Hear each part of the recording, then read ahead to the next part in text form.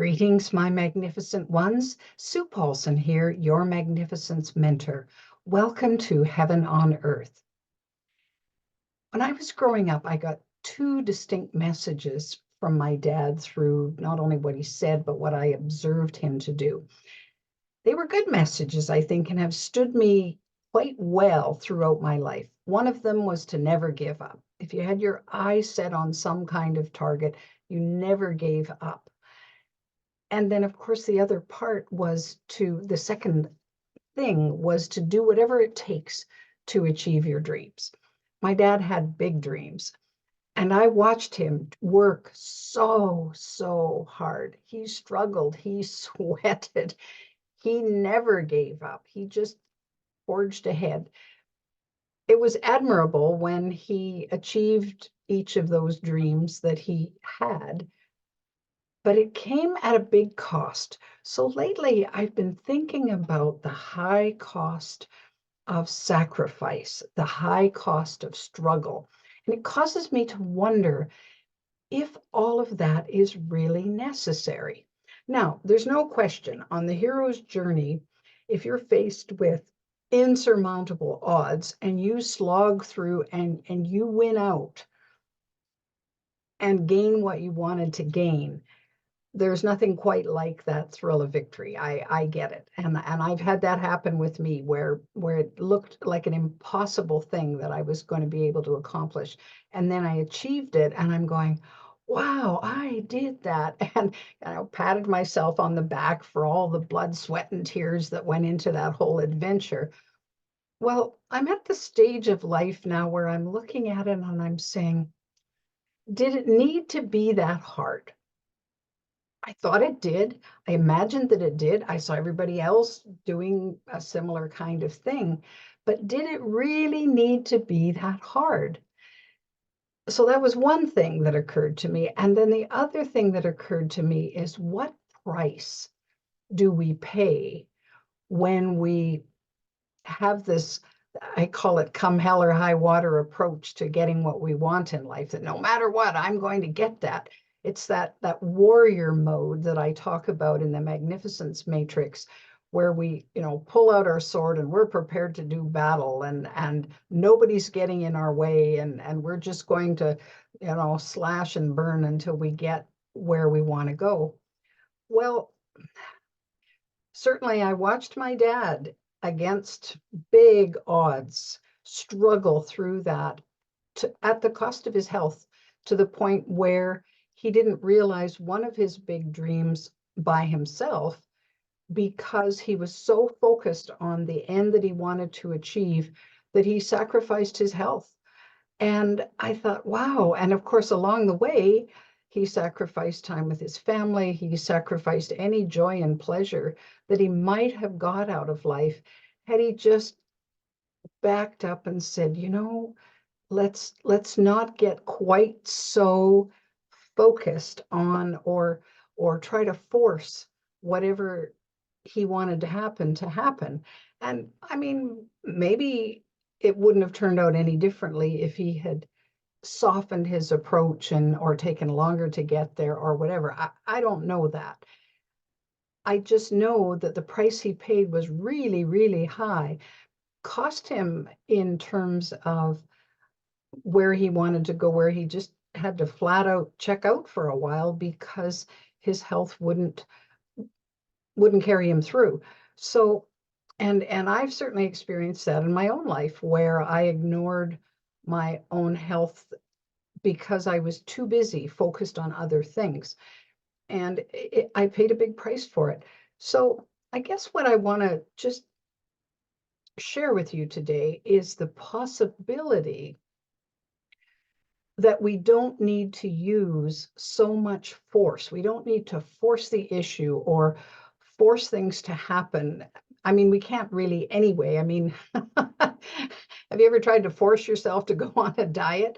Well, it's short-lived. It doesn't work in my case. I haven't been able to force myself to do much of anything, and not happily. And the results often weren't any great benefit to me. So what if instead we focus on what it is we want in life.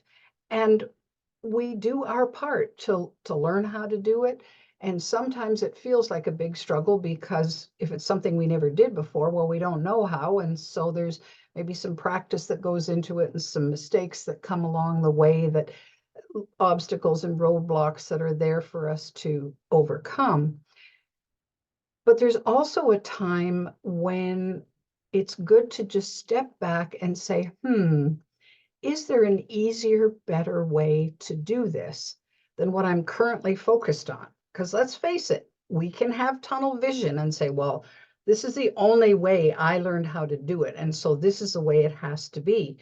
And yet there are 100 people out there that are focused on the same thing, but they're doing it in an entirely different way, and maybe more elegantly and easily, and not without and without the sacrifice that you may be focused on. So I think it's a great idea to entertain those notions, sometimes to just step back and say, well, what if there were an easier way? Would I take it? Would I do it? What if there's help from our higher selves, from a higher consciousness, that if we just were still for a minute and tapped in and breathed into those possibilities and say, okay, either this way or a better way, and allow that in, allow that to come into our being and say, well, I'm pretty certain that this is what I want, but I might not be that certain of the exact best way to do it. So it's to be open to that. It's to open up to, well, I don't have to do things the way my parents did. There is a valid reason for my father being so focused and so diligent. He was born just 5 years before the Depression in the early 30s, in the 30s. And so he grew up, they were poor. They were poor farmers, and they might have had enough to eat, but they didn't have a lot else. And the work was long and hard, and just to survive was tough. Well, I don't live in that kind of a world right now. And my environment is much easier than that. There's not that scrabbling for life and limb like there used to be. So maybe those lessons can be set aside, that they're not as important to me where I'm going.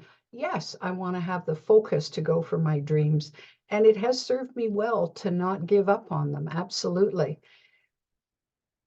But along the way, I have found some easier ways to make that happen. And sometimes when I just sit and wait and watch and see how it goes. I remember a client of mine one time talking about a house they were going to build.